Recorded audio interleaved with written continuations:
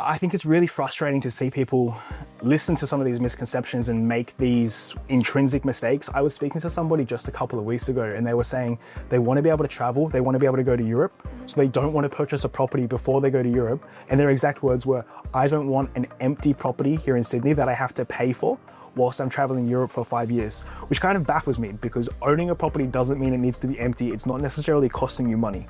If you were to purchase a property now before you travel to Europe, went to Europe, you leased that out, you might be out of pocket $100 a week, but you're going to be building equity. You're going to have the property increase in value as the rest of the market increases. You're going to come back to something you can actually live with. You don't have to go out, you don't have to find a rental, you don't have to stress. You could move straight back into that, or you could use the equity that you built in that property over the last 5 years to go and purchase another one that you live in, or to purchase another investment property. Or if you really wanted to travel again, come back, take equity out of that property so you don't have to take out a loan at 12%, at 14% to go travel again. You can use the line of credit from that property to go travel the world again. I think that's what a lot of people don't understand, is that they don't necessarily need to buy a property that they want to live in, but one that will sustain and hopefully grow their income while they're doing those other things. So yes, they want to travel. 2, they can buy a property first.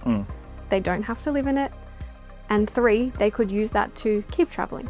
That's right. Yeah. It could be to buy that nice car. It could be to start the business that you've always wanted to start. I think purchasing property, and particularly that undesirable property that you don't want to live in that you mentioned, is actually the foundation to give you the future that you want. So use that undesirable property to achieve whatever it is, whether it's travel, whether it's a nice car.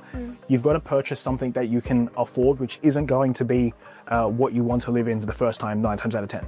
But that's totally fine. I think properties become a bit of a journey. So your first property is a stepping stone on that journey to get where you want to be. But if you don't start on that journey, you're never going to get the property you want to live in.